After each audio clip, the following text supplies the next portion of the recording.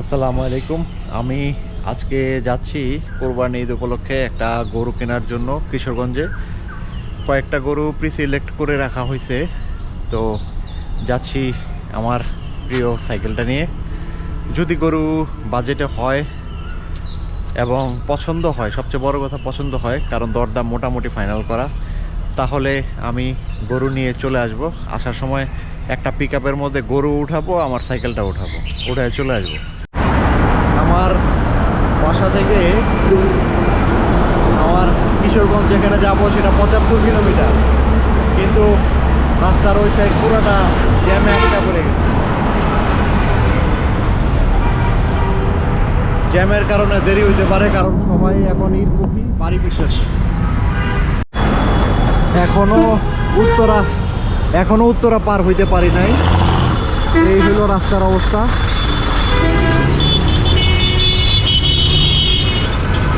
পুরা রাস্তা ভাঙাচুরা, ওই দিক দিয়ে ভালো, কিন্তু ওই দিকটা যাওয়া যাচ্ছে না। দেখি মোটর সাইকেলগুলোর পেছন পেছন যাই। এয়ারপোর্ট থেকে বোটবাজার পর্যন্ত আসলাম, রাস্তার এই অবস্থা। ব্রেক চাপতে চাপতে হাত অবশ হয়ে গেছে। ব্রেক দিতে মন চাইছিল, কিন্তু ব্রেক করি নাই, শুধু ভিডিওর জন্য ব্রেক করলাম।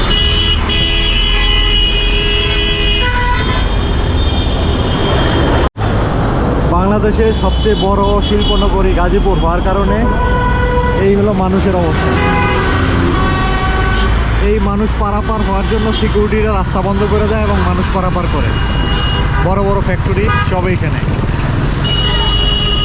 তাই ব্যস্ত সড়কে এই হলো সমস্যা। যদি এখানে ফুটওভার ব্রিজ দিয়ে দিত একটু পর পর তাদের জন্য, তাহলে মনে হয় যানবাহনের এই সমস্যাটা হইতো না। এটা হলো গাজীপুরের এক সাইডের লেন, 4 লেনের মধ্যে বা 5 লেনের মধ্যে একটা লেন।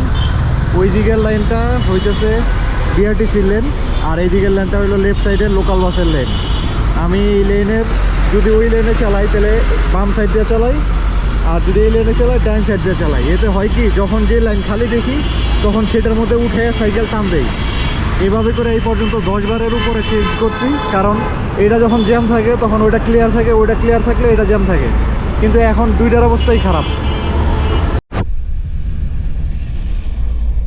গাজীপুর চৌরাস্তা ক্রস করতেছি।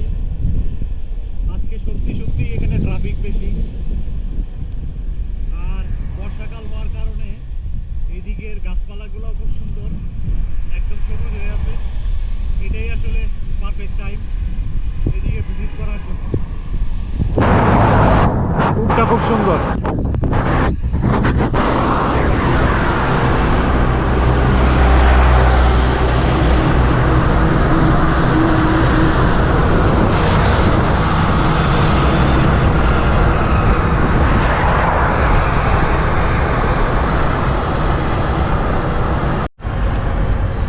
রাজেন্দ্রপুর চৌরাস্তা ঢুকলাম। রাজেন্দ্রপুর চৌরাস্তায় এসে নাস্তা করেছি, এখন যাচ্ছি কাপাসিয়ার দিকে। এইদিকে গজারি বনের অবস্থা অত্যন্ত সুন্দর। বাংলাদেশে এই সময়টাতে এরকম অবস্থাই হয়। রাজেন্দ্রপুর চৌরাস্তার থেকে যাচ্ছি কাপাসিয়ার দিকে। এতক্ষণ হালকা মেঘ ছিল, এখন মোটামুটি সূর্য উঠে গেছে। বাংলাদেশের এখন যে সময়টা যাইতেছে এটা বৈশাখের পরে জ্যৈষ্ঠ মাস, তার মানে ঋতুর হিসেবে গ্রীষ্মকাল, কিন্তু আসলে গ্রীষ্মকাল না, কারণ গ্রীষ্মকালের চেয়েও বেশি গরম আছে এখানে হিউমিডিটির কারণে। বাংলাদেশে সবসময় আর্দ্রতা বেশি থাকে। আর প্রবলেম হইল বৃষ্টি। এখনো বর্ষাকাল আসে নাই, কিন্তু বৃষ্টি পুরো দমে শুরু হয়ে গেছে। সকালে বৃষ্টি হয়, বিকালে বৃষ্টি হয়, তার কোনো ঠিক ঠিকানা নাই। যদিও আজকে রেনকোট নিয়ে আসি নাই, কারণ বৃষ্টিতে চালাবো না, তাই এরকম অবস্থায় বেরোইছি। দেখা যাক কি হয়। পরিবেশ খুব সুন্দর, আপনারা দেখলে বুঝবেন। কাপাসিয়া ব্রিজের উপর চলে আসলাম 10টার সময়। আমার সময় খেয়ে ফেলছে আসলে গাজীপুরের জ্যামটা, গাজীপুরের জ্যামের কারণে আমি আসলে সময় রাখতে পারি নাই, মেনটেন করতে পারি নাই। প্রায় 1 ঘন্টা 40 মিনিট লাগছে গাজীপুর চৌরাস্তা পার হইতে।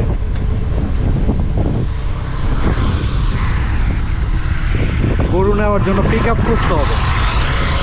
আমার বাসার আশেপাশে বা যেখান থেকে গরুটা নিব তার আশেপাশে পিক আপ পাওয়াটা দুষ্কর, তাই কাপাসিয়াতে খোঁজ নিতে হবে, তা নয়তো আমরাই বাজারে।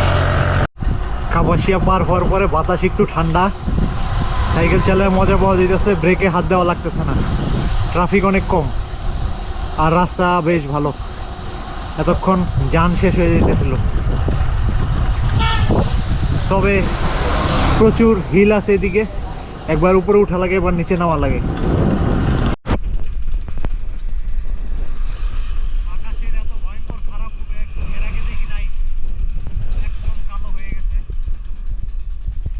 আমি সাইকেল চালাচ্ছি কারণ শেল্টারের অভাব নাই, তাই যে কোনো জায়গায় শেল্টারে ঢুকে যাবো। একদম কালো হয়ে গেছে আকাশ। যেমনটা বলেছিলাম যে গ্রীষ্মকালে বর্ষার ফিলিংস এখন বাংলাদেশে চলতেছে। 10:30টার সময় বৃষ্টি নামছে, এখন 11:30 বাজে। প্রচণ্ড ঝড় হয়েছে, বিদ্যুৎ চমকাইছে, সেই সাথে বজ্রপাত। আমি এখনও গাজীপুর থেকে বেরোতে পারি নাই, আমার বাসা এখান থেকে আরও 10 কিলোর মতো। বৃষ্টিতে ভিজে রাস্তা একদম স্যাঁতসেঁতে, কোনো কোনো জায়গায় পানি আছে।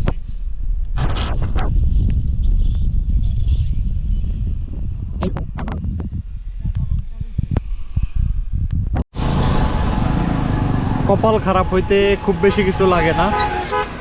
আজকে আমার সাইকেলের পেছনের চাকার পাংচার হয়েছে। তারপর কোন রোডে? এই যে এই ধরনের রোডে, এই ধরনের রোডে একটা নুড়ি পাথরও নাই, আর আমার টায়ার হচ্ছে পাংচার প্রোটেকশন, সুতরাং পাংচার হওয়ার প্রশ্নই আসে না। তারপরেও সন্দেহ থাকতে পারে যে আমারটা টিপিউ টিউব লাগানো, টিপিউ টিউবের কারণে হয়তো পাংচার হয়ে গেছে। ওকে, ঠিক আছে, মানলাম টিপিউ টিউব পাংচার হয়ে গেছে। সাথে সাথে এক জায়গায় বইসা আমার কাছে টিউব ছিল, এক্সট্রা টিউব, যেটা সম্ভবত সিএসটির একটা বুটলি টিউব, ব্রিউটাইল টিউব যেটারে বলে আর কি, সেই টিউব লাগাইলাম। ওইটা দিয়া 1 কিলো আসার পরে আবার পাংচার হয়ে গেল। অথচ আমি টিউব লাগানোর আগে পুরো টায়ার চেক করছি, টায়ারের ভিতরে কোনো ধরনের কোনো এলিমেন্ট নাই, কিছুই ঢুকে নাই, ইনসাইড কোনো সমস্যা নাই, ওটাও চেক করছি। এখন মানুষজন বললো সামনে বাজার আছে, যাই দেখি। বাজারে যদি হয় তো হইলো, না হইলে এখান থেকে একটা অটো নিয়ে চলে যাব। বাড়ির কাছাকাছি চলে আসছি, পরে ব্যবস্থা হবে। তবে আমি কনফার্ম যে কিশোরগঞ্জের আশেপাশে 700 আমি পাবো না, কিন্তু খারাপ লাগছে। বৃষ্টি হয়েছে 2 ঘন্টা বসেছিলাম, 2 ঘন্টা লেট এই জায়গায়। ঢাকা থেকে বেরোতে গিয়ে 1 ঘন্টার পথ 1 ঘন্টা 40 মিনিটে বেরিয়েছি জ্যামের কারণে, ওইটাও গেছে। আর এখন 2বার পাংচার। এখন আমার কাছে এক্সট্রা টিউব নাই যেটা আমি রিপেয়ার করব, তাই ভালোই লাগতেছে। ওয়েদার ঠান্ডা, হাঁটতেছি। কপাল খারাপের একটা নমুনা আছে। এটা হইল টোক বাজার, পুরনো বাজার। সেই পুরনো বাজার আসছি। এই দাদা খুব এক্সপার্ট লোক, উনি বলে দিলেন যে এখানে এই টিউব পাওয়া যাবে না, কিন্তু আমার টিউবটা বাস্ট হয়েছে, সেই সাথে টায়ার বাস্ট হয়েছে। এখন উনি টিউবটা অনেক বড়, এত বড় জায়গা বাস্ট হয়েছে, পুরোটা ওই যে পট্টি মারবে, এছাড়া আর কোনো উপায় নাই, কারণ আমাকে সাইকেল চালাইতে হবে। আর টায়ার সম্ভবত শিলাবে, কারণ টায়ার একদিকটা বাস্ট হয়ে বেড়ে গেছে। অথচ টিউবের মধ্যে আমি প্রেশার দিয়েছিলাম 70 প্রেশারে টিউব টায়ার বাস্ট হয়ে যাওয়ার কোনো প্রশ্নই আসে না। বুঝলাম না ব্যাপারটা। আর আগে যে টিপিও ছিল, টিপিওর সময়ও এটা টিপিওরতেও প্রেশার ছিল 70, কিন্তু টিপিওর 70 প্রেশার টায়ারের উপরে অনেক বেশি পড়ে, বিউটাইলের প্রেশার অনেক কম পড়ে। এটাই হলো ব্যাপার। টিউবের বাস্ট সারানো হয়েছে, এখন টায়ারের ভিতরে পট্টি মারা হয়ে যাচ্ছে সেলাই করে। ওইটা আরেকটা টায়ার, সাইকেলের একটা টায়ার, সেই টায়ারের যে তার আছে, দুই পাশে দুটো তার থাকে টায়ারের, ওই তারের কাইটা ফেলা দিয়ে বাকিটুক দিয়া গেটিস বলা হয়, গেটিস মারা হইতেছে। কারণ আসলে এটা একটা পুরোপুরি বাদ টায়ারকে ওয়ান টাইম চালানোর জন্য ব্যবস্থা করে দিচ্ছে, যাতে আমি আবার সাইকেলটা নিয়ে অন্তত বিপদ সীমা ক্রস করতে পারি।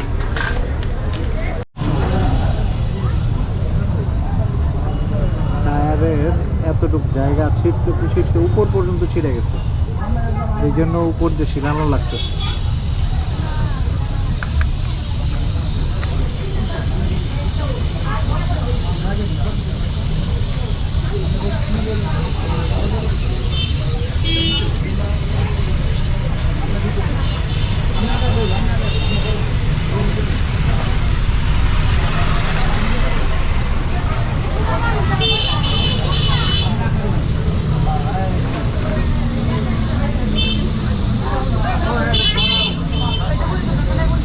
এটা কি এটা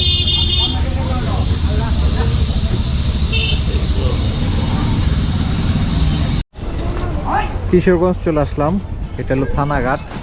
এখানে ছোটখাটো একটা গরুর বাজার বসছে, হাট না।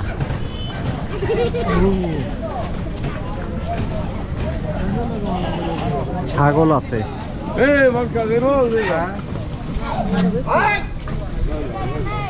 বেচা কিনা চলতেছে।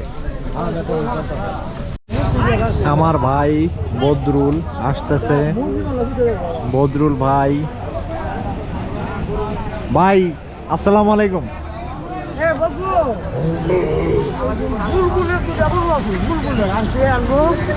বুলবুল এক গরু কিনে দিছে। এই যে কি পরিমাণ কাঁঠাল, এই যে বড় এর মতো কাঁঠাল ধরছে। আমি তো এই যে আমার ভাই আছে ঢাকাতে, কিশোরগঞ্জ,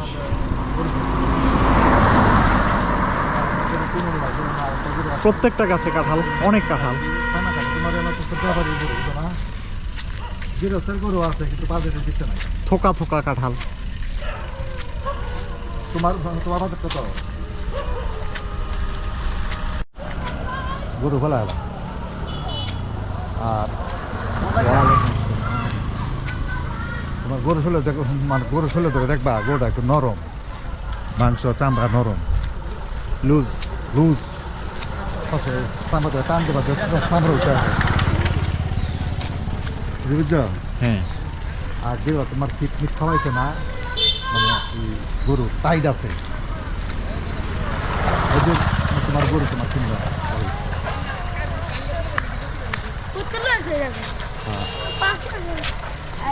বাজার উঠাই ভাই, বাজার উঠাই।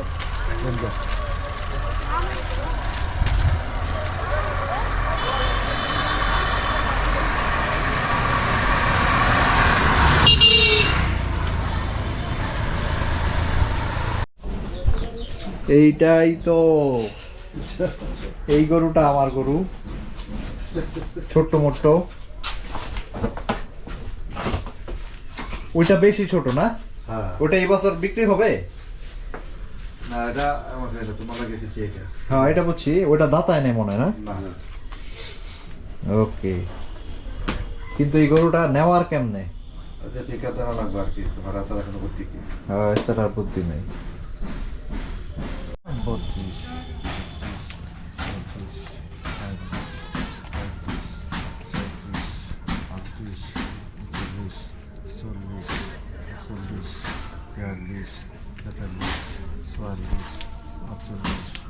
গরুর মূল্য পরিশোধ করা হইতেছে, গরুর মূল্য পরিশোধ করা হয়।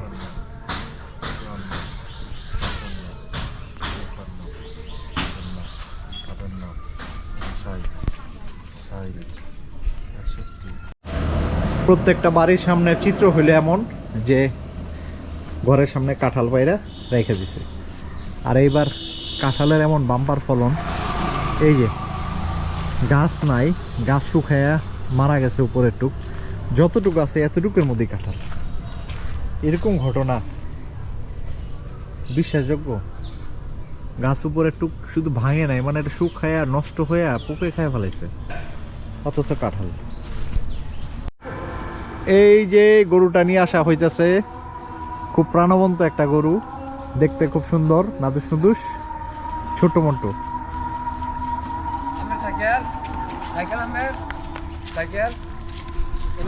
আর এই যে এটা হইলো উঁচু মাটি, এই উঁচু মাটির এখানে গরু তোলা হবে। সুন্দর তো, গরুটা সুন্দর না? গরুটা সুন্দর আছে, ভালো লাগে দেখছি। এই যে আমাকে ড্রাইভার ভাই গাড়ি আর নিয়ে আসছে, এই যে গাড়ি, এই মাটির উপর যে দেওয়া হয়েছে, এই জায়গাটা উঁচা, মাটিটা গরু এদিক দিয়ে উঠে যাবে, কিন্তু গরুটা দুষ্টু আছে। না না না সারবেন না, কিন্তু আমি কিন্তু আবার ইয়া করলে কিন্তু আবার সমস্যা। আমি যদি অপারেশনে ঢুকি, আমি এগুলো ধরি না, কিনেটি হই দিতে দেন না।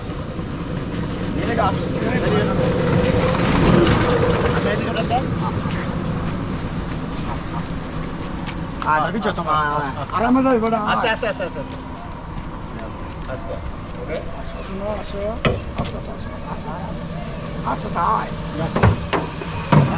এত সুন্দর করে বলছিল।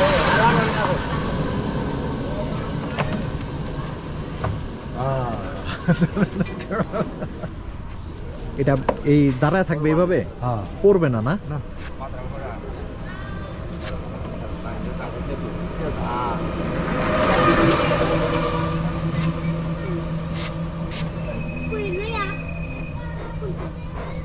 ও,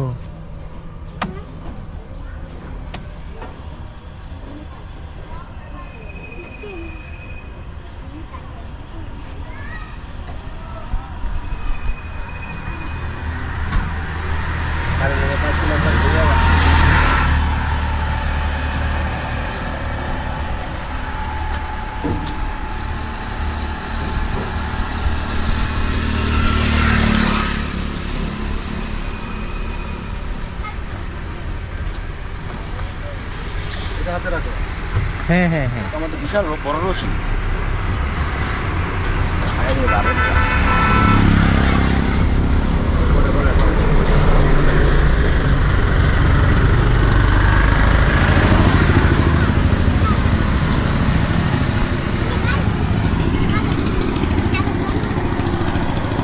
উৎসুক জনতা দেখতেছে। এইটাই আমাদের বাড়ি, এখানে অনেক বাড়ি, পুরনো বাড়ি, এই বাড়ি সেই বাড়ি, এভাবে করতে করতে পুরো গ্রামটাই আমাদের।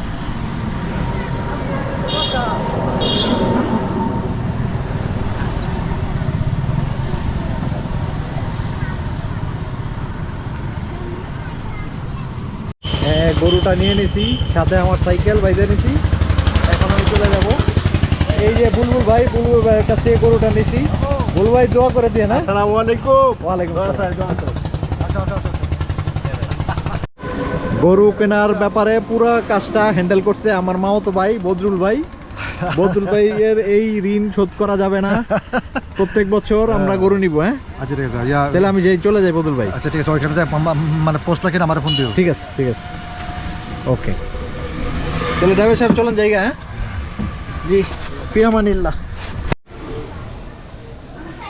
এই সেই গরু যাকে আমি গতকাল নিয়ে আসছি। এটা আনতে গিয়া আমার একটা চরম অভিজ্ঞতা হয়েছে, অভিজ্ঞতাটা শেয়ার করবো আশা করি।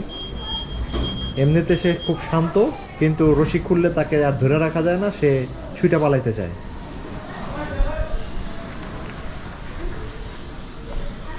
এখন সে টুকটাক খাওয়া দাওয়াতে ব্যস্ত।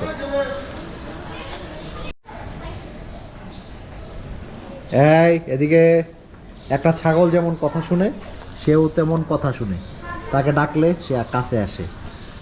সে খুবই শান্ত এবং তার কানগুলা দেশি ছাগলের কানের মতো সে খাড়া করে রাখে। আর অনেক গরু আছে ছাগল এই কানগুলো এইভাবে শুয়ে রাখে, কিন্তু তা না, এর কান একদম শক্ত, যে টন টন করতেছে কান দুইটা।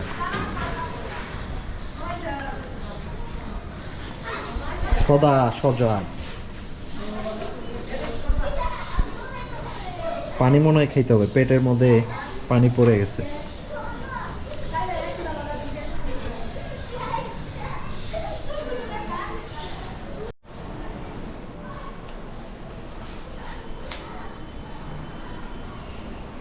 হ্যাঁ, বাসায় ফেরার পরে ফাইন্ড আউট করার চেষ্টা করতেছিলাম যে কি অবস্থা। তো আমার সামনের পেছনের দুই চাকার মধ্যে লাগানো ছিল টিপিউ টিউব। পেছনের চাকাটা অনেক জোরে শব্দে বাস্ট হয়েছিল যখন টিপিউ টিউবটা ছিল। এই টিপিউ টিউবটা পরে আমি রিপ্লেস করেছি। রাস্তার মধ্যে বৃষ্টি হতেছিল ওই অবস্থায়, তো এই টিপিউ টিউবটা চেঞ্জ করে এখানে একটা ইনটেক টিউব ছিল যেটা বিউটাইল টিউব, সেই বিউটাইল টিউবটা লাগাইছি এটাতে। ওটা সম্ভবত সিএসটির একটা টিউব ছিল। সেই টিউবটা বাস্ট হয়েছে যখন, তখন আমার টায়ার সহ বাস্ট হয়ে গেছে। এই যে টায়ার ছিঁড়ে গেছে।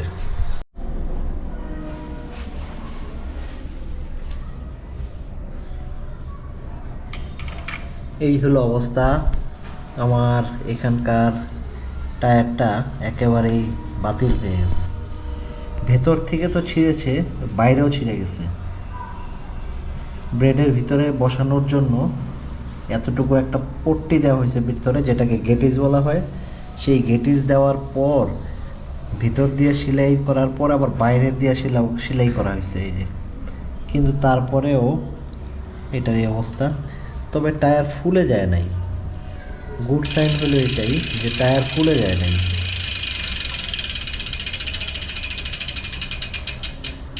কিন্তু হাতে বাঁচতেছে।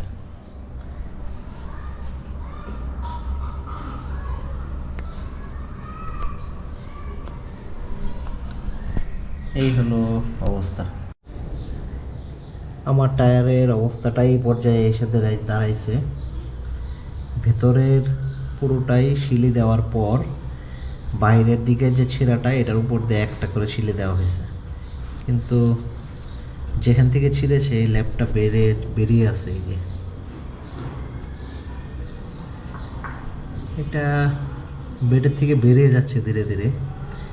আমার মিস্ত্রি যে কাজ করেছে সে বলেছে যে ঢাকায় যে চেঞ্জ করে নেবেন, এই টায়ারটা চলবে না। আসলেই তাই মনে হচ্ছে। ইমার্জেন্সি কেস পার করার জন্য শুধুমাত্র রিপেয়ার করে দিয়েছিল।